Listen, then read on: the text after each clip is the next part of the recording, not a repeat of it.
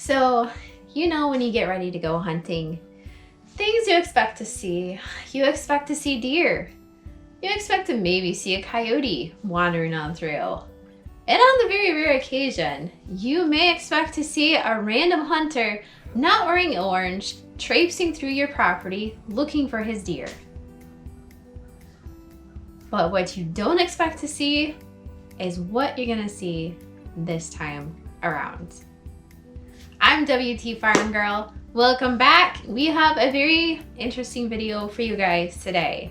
You won't believe what happened opening day of rifle season 2021. Right here in the cabin.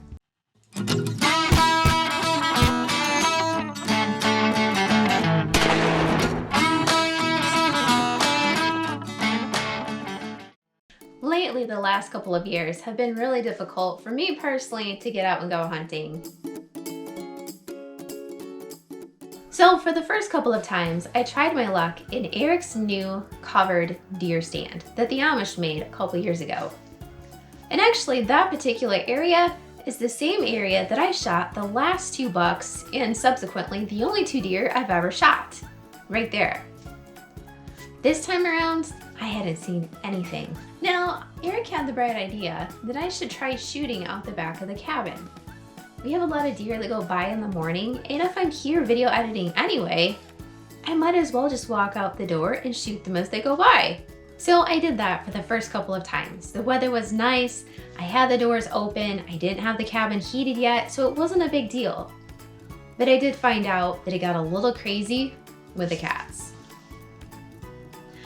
The cats very quickly discovered that the doors were open and it was free reign to come in and out as they pleased. And their favorite thing to do was to climb all over me while I'm sitting there with a crossbow trying to scope out a deer. At one point, I had a mom and 2 fawns wandering around just 10 feet out the back door. Now, we have a standing rule that we do not shoot moms with babies, especially if the babies do not look like they're mature enough to be on their own. Time had gone past, and it was now November 15th. Michigan's opening day of rifle season. Okay, so this is my last time that I can hunt. It's gonna start to get cold from here on out. I've only got like half an hour. It's about 6:30 right now, and 7 o'clock I have to go in because I gotta get my son ready to go to this homeschool co-op. I'm just hoping to honestly just get a doe, maybe like an old doe that doesn't have any babies, and just, you know, put her down nice and easy. And I haven't shot this rifle. No, I shot it once, but it was a missed shot. So hopefully it is sighted in. I have been editing all morning. It was now 6:30 and I turned off all the lights in the cabin, turned off my computer, and opened the doors. I know there's something living in the woods right behind the cabin, but I don't know what it is.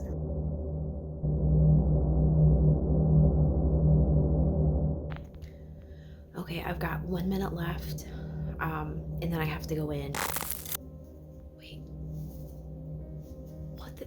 Hold on. Oh my gosh. Just hold on a second. Hold on.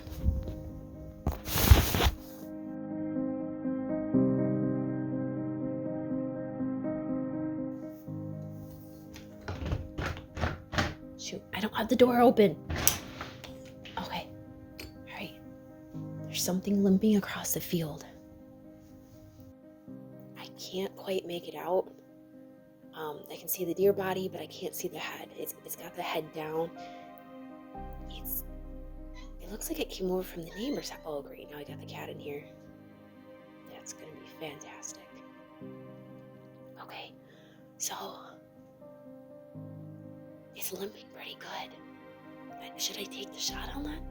I could see it very carefully, very slowly slinking across the front hayfield.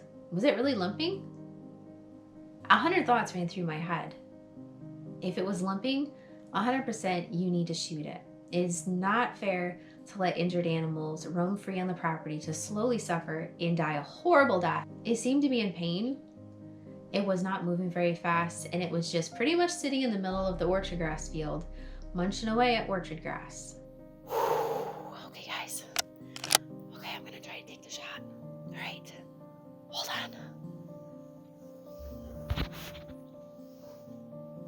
I scoped out his distance. He was about 80 to 90 yards away. Pretty decent shot with a rifle. You can make it.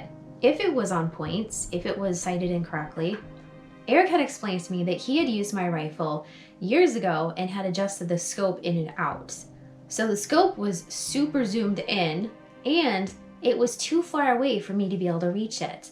So I had to put the buttstock of the gun into my bicep here in order to pull it back and hopefully kind of sort of get him in my field view here. I couldn't see the head. I was not even gonna try to see the head. It didn't matter. It didn't matter what the deer was. So I took a breath, steadied my gun against the door frame, and I fired.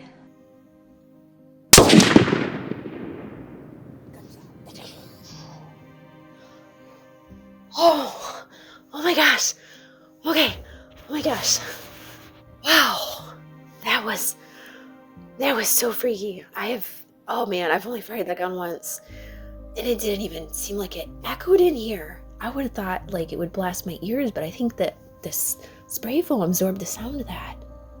He just took off running. Oh, now Eric's texting me. He wonders if I took a shot. And the neighbor's texting me too. There's no way I got that thing. The way that thing ran, I didn't get it. The light slowly started to come up. I couldn't see anything on the head. I didn't know how big it was. I didn't know if, most likely it was probably a small buck, like a 2-point or 4 points. In Michigan, we count all the points. So in Michigan, a 4-point would be 2 points on each side. A young deer. It's probably long gone now. Oh my gosh. I mean, I had to try. It was limping so badly. Well, I guess that's what you get for not sighting your gun in, right? You take the shot, you miss the shot. Why did I even think that I'd be able to hit this thing? I mean, come on, it's 80 yards away. If you're even the slightest bit off, it's gonna be a lot off. I'm just shaking so hard. I mean, it was just limping. It was limping. I didn't know what to do. I didn't know if I should like take it out. I mean, I don't think a deer could recover from something like that. At least in our area, we've got coyotes. We have extreme cold. There's ponds. There's ice. I don't know which leg he was limping on, but I just don't think he would survive very long if I didn't at least try. I mean, maybe somebody down the way will find him and hopefully put him out of his misery, or her, whatever it was. I could not see the head, but I feel bad now because I just, ruined the next hour of hunting for my neighbor. Eric's off hunting too, so he's been texting me, what did you hit? And I just messaged him and I'm like, I didn't hit anything. I took a shot, but maybe it'll go by Eric. I don't know. Maybe it'll swing back around and he'll get it. I don't know. All right, now I gotta take my son to school. It was 7 o'clock. I had to go in. I had to get my son ready for his homeschool co-op, and I had to get on with the day. It is what it is. I missed. So I took my son to homeschool co-op, ran a quick errand, came back, and I got to thinking, I should at least try and see if maybe I hit him. Maybe I just grazed him. I really should look and just check. So I walked down to the field and was looking around.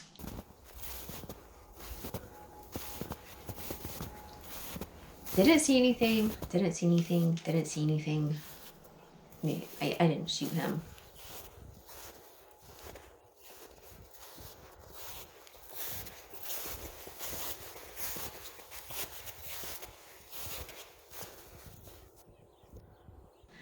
I finally decided I was just going to walk straight across the field, and then I found it. A pile of blood just streaming out.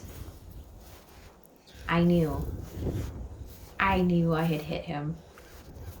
I had definitely hit this deer. Maybe I would still find him. So I followed the blood trail. It was still thick. It was still bright red. This wasn't droplets. This was pouring out blood. And then maybe he didn't go so far into the woods. Maybe he's in the swamp somewhere. There's a lot of swampland out here. He probably holed up next to one of the fallen down trees. Hopefully he won't be too far. Hopefully I can recover him.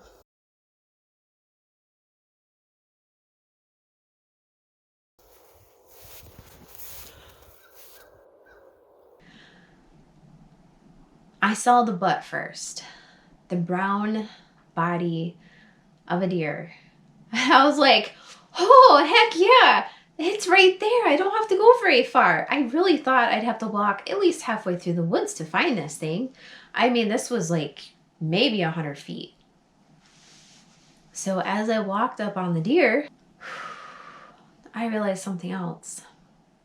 Oh my gosh, it's right there. Looks like a, wait, what is, what the, you've got to be kidding me. You've got,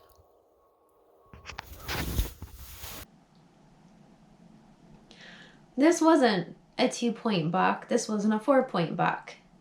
This wasn't a doe. It was crazy, just crazy.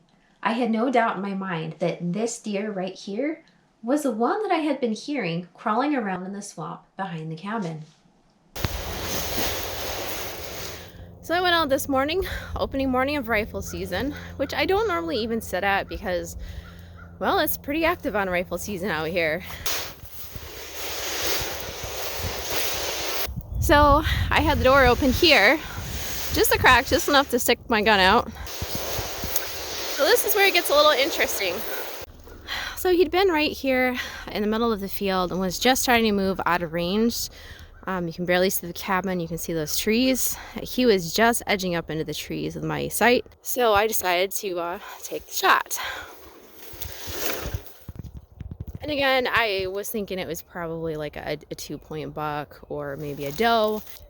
This is the part that I cannot believe. Okay.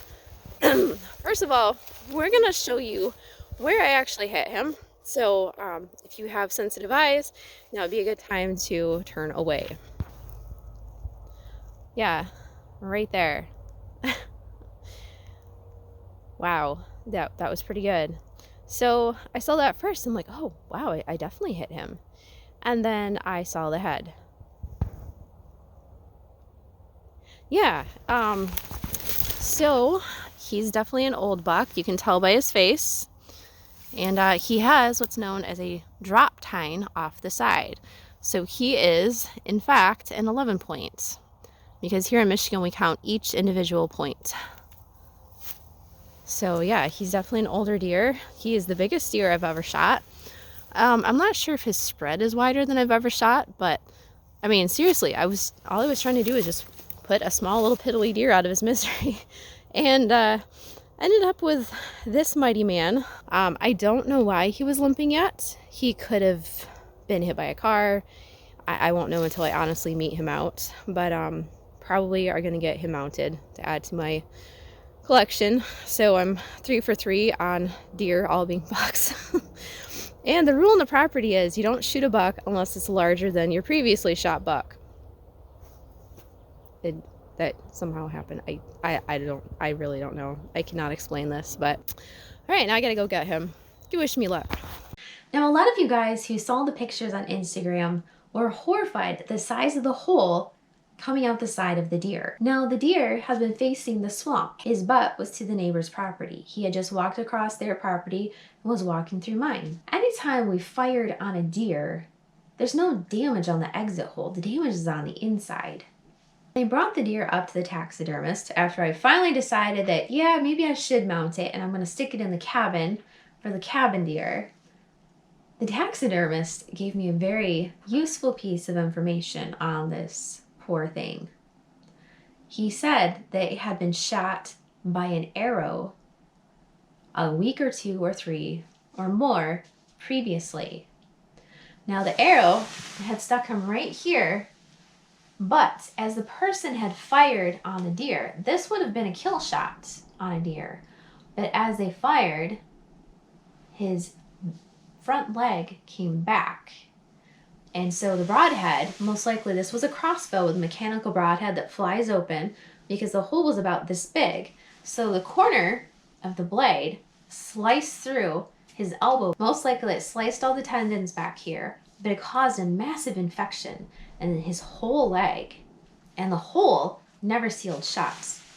Deer lay down, deer roll in the swamp water. They're in some muck and some filth, especially the bucks. And this guy, no doubt, that's what he'd been doing, and that's how it had gotten all infected. It just so happened that I, for whatever reason, managed to shoot him in the exact same spot on the opposite side, right here, so that my exit hole matched the entrance hole to that crossbow. I seriously could not have planned that any better.